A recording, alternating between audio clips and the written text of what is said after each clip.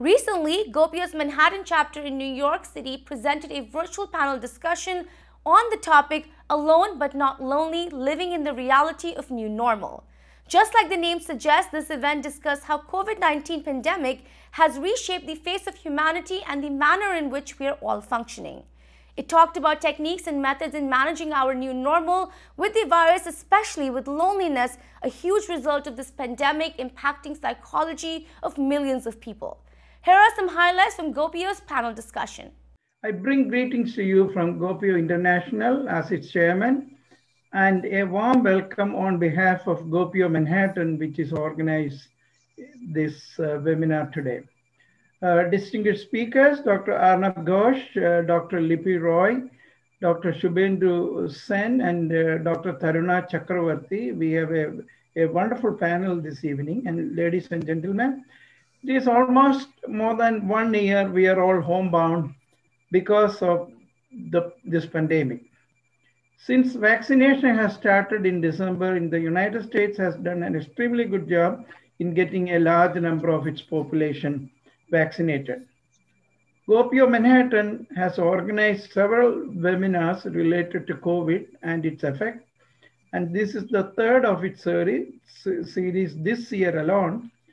Today we are discussing about alone but not lonely, living in the reality of new normal, and it's a very timely topic. So good evening, everyone, and welcome to the GOPIO series on talks on healthcare.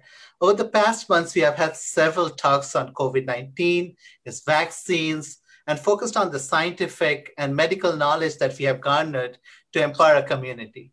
However, in this conference, I want to focus on the human toll of COVID-19 and what we can do as a community to help each other.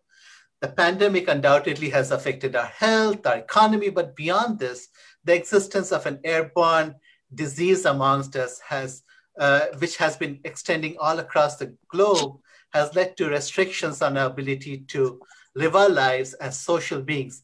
And unsurprisingly, it has affected our society, our sanity, our psyche, and much more.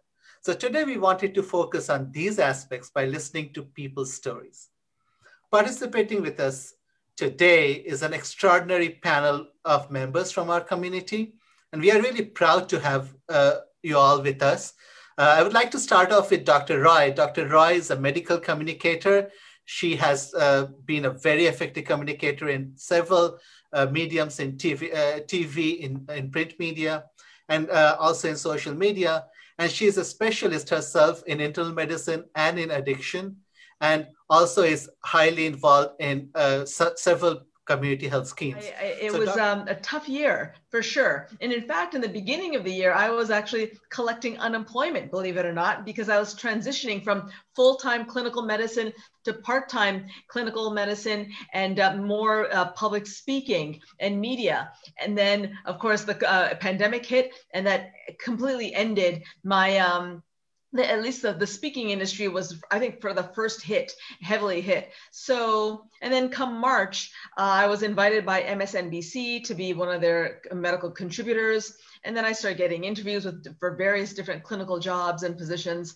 And so things have a way of working out, but it was certainly a tough go in the beginning. For me, at a personal level, I just give one example and then, I'll pass it back to you. My hope came not from the scriptures. It did not come from famous utterances from famous men and women.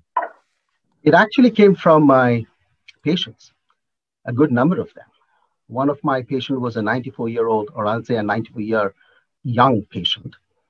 And he was admitted with this situation, and fever and hypoxia. And then he was diagnosed with COVID. So when I was getting inside his room, fully protected, and I was about to say, Mr. So-and-so, you've been diagnosed with it. I could not even start or finish. He turns around, he's barely whispering, and he's telling me, but before that, doc, are you doing okay?